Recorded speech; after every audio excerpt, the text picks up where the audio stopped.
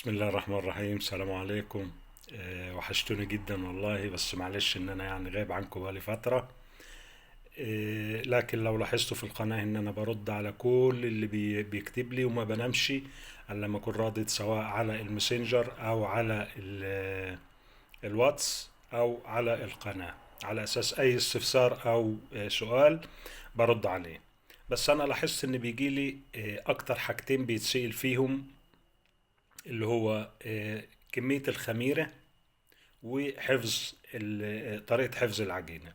فأنا النهاردة هكلمكم على اللي هو الجزء الأول كده، هكلمكم على كمية الخميرة، لأن في ناس بتحط كتير جدا، وفيه ناس ساعات بيحط كتير الخميرة بتخمر منه جامد، في واحد بيحط قليل الخميرة، فهم مربوطين ببعض عملية حفظ العجينة وكمية الخميرة. آه، الخميرة ثلاث أنواع يا جماعة، اللي هي الخميرة الطازة طبعا اللي في مصر، وفيه بلاد قليلة فيها اللي هي الخميرة الطازة. دي طبعا الخميرة عبارة عن فطر حي، يعني أول ما بحطه بيبتدي يتكاثر على السكريات اللي هي البسيطة اللي موجودة في الدقيق، ويبتدي بيتضاعف حجم عدد الفطر ده. يعني الواحدة بتتقسم اتنين والاتنين بتقسم اربعة، وبينتج عنها طبعا غاز ثاني اكسيد الكربون، اللي هو الغاز اللي بيسبب لي في ارتفاع العجينة. عندي النوع ده، وعندي النوع برضه هي تعتبر خميرة بيرة، بس بطريقة اسمها التجفيد. وإن شاء الله لو يعني في وقت هعمل حلقة عن عملية التجفيد ديت، اللي هم بياخدوا الخميرة يجمدوها في الفريزر، وبعد كده بطريقة معينة بيحولوها من التجمد إلى الحالة الصلبة على طول، بدون ما تتحول الحالة السائلة. ودي عملية هي معقدة شوية، بس بقت منتشرة جدا يعني. في برضو نوع من الخميرة اللي هي هتلاقيها بودر، ويقول لك خميرة فورية. الخميرة اللي التانية اللي بقول لك عليها دي اللي هي بتبقى الحبيبية الصفرة دي. الخميرة اللي هي الطازة بنحطها على طول في المية العادية ونشتغل بيها، ندوبها ونحطها في العجينة. أما الخميرة الناشفة لأنها بتبقى مجففة ونسبة الرطوبة فيها قليلة، فلازم ننشطها، لأن هي بنقعدها سنة في الجو العادي كده بدون ما تتفاعل. فعشان ننشطها بنقول نحطها في شوية مية باردة، يعني لغاية 30 درجة، 25 30، ونحط عليها معلقة سكر قبل العجن ب10 دقايق على أساس نبتدي ننشطها. آه، كمية وفيه طبعا اللي هي بتبقى بودر، خميرة فورية، دي بنضيفها على الدقيق على طول ونعجن. بس أغلبية اللي هم اللي بيشتغلوا في مطاعم أو اللي متوفر وموجودة اللي هي إما الطازة أو الحبيبية. فقلنا الحبيبية بدوبها الأول في شوية مية دافية، وبحط عليها معلقة سكر صغيرة على أساس إن هي تنشطها، وبسيبها 10 دقايق. في ممكن بقى لو انت عاوز اكتر ممكن تحط عليها 3 4 معالق دقيق وتدوبها وتسيبها، هتلاقي الدقيق، ودي في نفس الوقت هتبقى انت بتتأكد من الخميرة بتاعتك صالحة ولا لا، لان ممكن تقعد عند اللي بيبيعها لك، ممكن تكون قاعدة عنده سنة ومتخزنة في مكان مش كويس، وبتجيبها انت بتشتغل بيها تقول لي الخميرة العجينة او كرة العجينة نفسها ما خمرتش. ممكن الاحظ برضو، معلش يعني انا لما ببتدي اتكلم بدخل في تفاصيل كتيرة، وناس بتقول لي انت بترغي كتير وبتتكلم كتير، بس انا يعني بعتبر دي رسالة، وبحاول اللي هو مهتم وعاوز يعرف حاجة هيكون عنده صبر ويشوف الايه الفيديو. اللي هي الخميرة الحبيبية بالذات ممكن يكون عند التاجر بقالها سنة، او في المصنع بقى لها فتره وجت عند التاجر بقى لها سنه وانت اشتريتها، هي تعتبر بتاع. فانت اما بتدوبها قبل العجن ب10 دقايق وتحط عليها معلقتين دقيق او 3 4، يعني تخليها سائل زي عجينه اللي هي الكنافه كده، اما بتخمر يبقى انت اتاكدت ان خميرتك شغاله، وفي نفس الوقت بقت جاهزه بتضيفها على العجينه. من الحاجات اللي بتخليني الاحظ ان خميرتي لازم اعمل لها الاختبار، ان كرة البيتزا لما بعملها المفروض كرة البيتزا تفرش وتعلى. لو لقيتها بتفرش بس يعني الكرة تلاقيها فرشت كده وما عليتش لفوق، يبقى خميرتي فيها حاجة على طول. كمية الخميرة اللي انا هحطها في العجينة، انا بعمل طول السنة سواء شتاء او صيف. شوفوا واضح اهوت ان انا ما بحبش الخميرة الكتير في العجينة، بحط دايما جرام. يعني عودتهم في الشغل، واحنا عندنا الشغل بتاعي فيه 4 فروع، فخدوا طريقة العجينة بتاعته معممينها في ال4 فروع. فانا بحط لكل كيلو دقيق بحط له جرام خميرة طازة، او جرام خميرة فورية، اللي هي الحبيبية دي. طيب عشان اخلي العجينة بقى تشتغل معايا صيف وشتاء، طبعا في الصيف لو كترت الخميرة العجينة هتعمل منك على طول. ودي اللي احنا هنقولها بعد كده في عملية حفظ كور العجينة، وبالذات للناس اللي شغالة في مطاعم. اما اللي في البيت، لو انت هتعمليها في نفس اليوم او انت هتعملها في نفس اليوم، بتحط الخميرة وبتستنى 3 4 ساعات لما تلاقي الكرة خلاص حجمها اتضاعف وبتشتغل. مش لازم، لان في ناس بتبعت لي بيقولوا لي لازم احطها في التلاجة. لا، مش لازم تحطها في التلاجة. اللي حطها في التلاجة انت ممكن تعملها وتسيبها تخمر ساعتين وبعد كده تحطها في التلاجة لو انت عاوزها اليوم التاني. لكن لو انت بتعملي بيتزا في نفس اليوم، هقول لك على الطريقة. لو في الصيف ماشي، انا بحط جرام خميرة. يبقى اول عامل كمية الخميرة بتعتمد على الجو العام او الجو اللي انا بعمل فيه. يعني في الصيف لما تبقى الحرارة 30 و40، ما اقدرش احط 5 6 جرام لكل كيلو. بحط 1 كيلو، 1 جرام لكل كيلو دقيق. وبحط مية باردة، مية ساقعة. ماشي كده انا بتحكم في امتى العجينة تخمر. لو انا عاوزها بعد 5 6 ساعات، ببقى عارف ان انا عاوزها بعد 5 6 ساعات. طب لو انا عاوزها بقى بعد 3 ساعات، انا بحبش اللي هو بيعمل العجينة ويستخدمها بعد نص ساعة. ممكن اقول لك حط 5 6 او 10 جرام مية دافية، هتلاقي العجينة خلال نص ساعة او ساعة جاهزة. بس مش هتبقى كويسة. يعني البيتزا او المنتج نفسه هتلاقي ريحة الخميرة فيها كتير. فبالنسبة للناس اللي هي شغالة في مطاعم بالذات، او بيحب يحتفظ بالعجينة لفترة طويلة، او بيعجن الصبح وعايز يشتغل بالليل، يبقى انا بحط 1 جرام. ماشي. وطبعا 30 جرام ملح و30 جرام زيت بحطهم في نهاية العجن، الزيت بالذات. وتاني سواء مكنة بتني أقلب في العجينة لما تاخد الزيت كله، أو بإيدي بتني أعجن لما تاخد الزيت بتاعها كله. بالنسبة للملح، في ناس قالوا لي انت بتقول مرة 25 وبتقول مرة 30. طيب 25 بحطهم امتى؟ 25 جرام بحطهم في الشتاء. ليه؟ الشتاء عندي العجينة بتاخد وقت أطول. وفايدة الملح في العجينة، أول حاجة، أول فايدة ليه، إنه بيقوي رابطة الجلوتين اللي هي بتساعدني أو بتحتفظ بالغاز جواها، وبتساعدني على عملية الفرد. ده اللي هو الجلوتين اللي في الدقيق. تاني حاجة إن هو الخميرة ما بتنموش بسرعة في وسط ملحي، هي بتنمو في وسط سكري. فالملح برضو بيبطئ لي من عملية التخمر. في الصيف بحط 30 جرام على اساس ان انا ايه، يعني ما خليش الخميرة تتكاثر وتخمر بسرعة. في الشتاء بحط اقل شوية على اساس ان انا يعني الخميرة تقدر تتفاعل وتتكاثر وتعمل لي عملية الارتفاع، يعني تديني غاز ثاني اكسيد الكربون اللي بيسبب الارتفاع. طيب بالنسبة دي للصيف، بحط مية ساقعة باردة يعني، وبحط 1 جرام خميرة. بس أنا هحتاج إن أنا لو بستخدم دقيق شديد أو دقيق متوسط، يعني خلينا في المتوسط اللي هو إيه، 11 أو 12 بروتين، يعني نسبة البروتين فيها يقول لك 11 أو 12%. بتحتاج من 4 ل5 ساعات. طيب لو الدقيق أشد اللي هو 13 بقى و14، لا هتحتاج أكتر، ممكن تحتاج لي 8 ساعات. ماشي، بس ما يكونش درجة الحرارة 40، يعني درجة الحرارة 25 30. فهي اللعبة كلها ما اقدرش اعمل لك ستاندر البتاع، ولكن خبرتك بتبين لك. يعني انا لما ابتدي الاقي العجينة او الكور ابتدت ترتفع وحجمها ابتدى يزيد، طب انا عاوزها اليوم التاني، خلاص هروح حاططها في التلاجة تكون درجة حرارتها، درجة البرودة بتاعتها 5. طب انا عاوز منها النهاردة، طيب انا عامل مثلا 10 بوكسات، كل بوكس فيه 6 أو 8. طيب ما أنا أخلي 3 4 يخمروا أشتغل بيهم، والباقي أحطه في التلاجة. لما أخلص 1 أو 2 من ديت أطلع واحدة من التانية تاخد درجة حرارة الجو وتكمل تخمرها. طبعا في موضوع الحفظ هنعمل بتاع.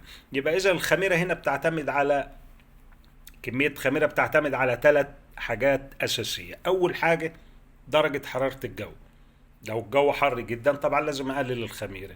طيب لو الجو برد جدا ممكن احط نفس معدل الخميره بس اخلي الميه دافيه، يعني احط الميه ايه 25 درجه، هتديني نفس الوقت اللي هي بتدولي في الصيف لما بحط ميه ساقعه 1 جرام.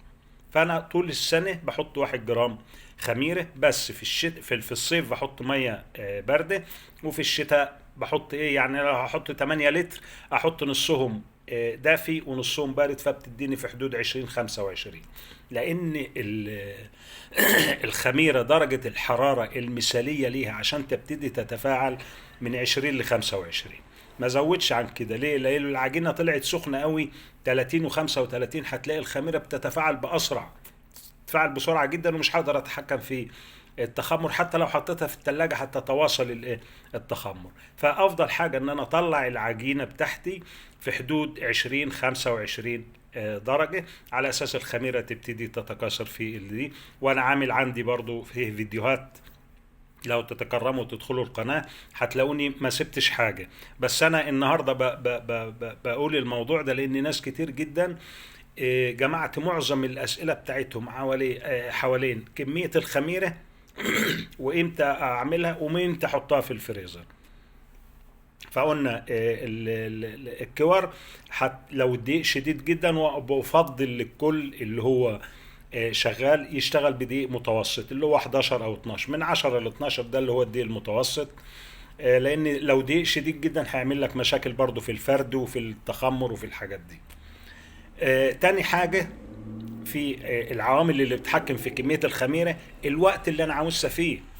يعني انا لو عاوزها بكرة هحط جرام واعمل عجينة واكورها واسيبها بره بقى 4 5 ساعات. لما هلاقي الخميرة الكور بتلاقيها عرقت وابتدت تفرش شوية، خلاص كده ايه بكون مغطيها كويس واحطها في التلاجة لليوم اللي بعده. وتاني يوم بشوف اذا كانت ايه خمرت لسه ما خمرتش محتاجة تخمر. دي تاني حاجة. تالت حاجة اللي هي بتعتمد عليها اللي هي شدة الدقيق. طبعا الدقيق لو انا هحط نفس كمية الخميرة ونفس المية بحطها للدقيق من بتاع الكيك اللي هو اقل من 9 بروتين، ماشي، هتخمر لي في ساعتين. لو انا حطيتها من 10 ل 12 ممكن تحتاج 4 ساعات. لو حطيتها لدقيق 13 و14 بروتين هتحتاج لغاية من 6 ل 8 ساعات. فقلنا 3 عوامل بكمية الخميرة. فانا لو عاوز احافظ على كمية الخميرة بتاعتي على طول بحيث ان ما يبقاش ريحتها في المنتج، واتحكم في درجة تخمر الكور، وبالذات للناس اللي هي في مطاعم.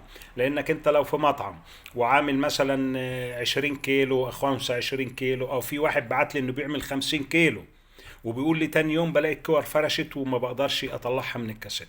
ليه بقى؟ لانه هو حاطط ملح قليل جدا. يعني ال50 كيلو دقيق بيحط 650 جرام، هو على الاقل المفروض يحط كيلو وربع او كيلو ونص. تاني حاجة بيحط 300 جرام سكر، برغم انه قال لي بحط 5 جرام بس لل50 جرام خميرة، فبيحط لهم سكر، بيحطوا 300. والسكر بيساعد على تخمر العجينة. فبالنسبة للسكر يا جماعة انا في كل فيديوهاتي قلت بنضيف السكر فقط للخميرة اللي هي الحبيبية، بحيث ان انا احط انشطها، لان هي بتبقى خاملة، ما بيعملوها بتبقى خاملة او غير نشطه. فانا بنشطها ان انا بحطها في شويه ميه دافيه وبحط لها معلقه سكر صغيره واسيبها 10 دقائق. اما اضافه السكر على العجين نفسها فدي بتخلي البيتزا، هو بيقول لك عشان تخلي حرف البيتزا يحمر بسرعه. لا، هو ممكن يحمر لك البيتزا بسرعه، بس اما تسيب البيتزا 5 دقايق. انت عارفين الكراميل لما بنيجي نعمله بنحط السكر وندوبه.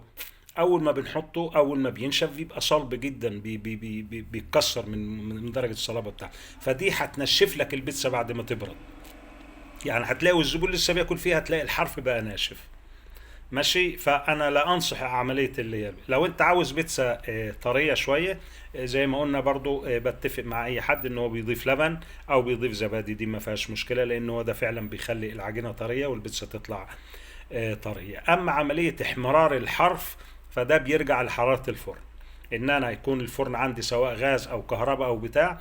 الغاز اللي فيه شعلة او الخشب بيبقى فيه الشعلة فبتحمر لي الحرف، لو درجة الحرارة مظبوطة 300 فيما فوق. الحرف الكهرباء لو انا ظابط الحرارة فوق وتحت 300 درجة هتستوي من تحت مع فوق وهيحمر الحرف. وانا بكلمكم يعني عن خبرة، مش يعني. اهم حاجة انك لما تيجي تحط البيتزا في الفرن يكون الفرن وصل لدرجة الحرارة دي. يعني مش ان انا اروح مولع الفرن ومدخل البيتزا، لا طبعا هتقعد ربع ساعة وهتطلع ناشفة زي الحجر. ارجو ان انا اكون قدرت اوضح النقطة ديت. لو انت حاسس ان الجو برد قوي مثلا في الشتاء، حط 2 جرام مع شوية ماء دافية هتديك المعدل.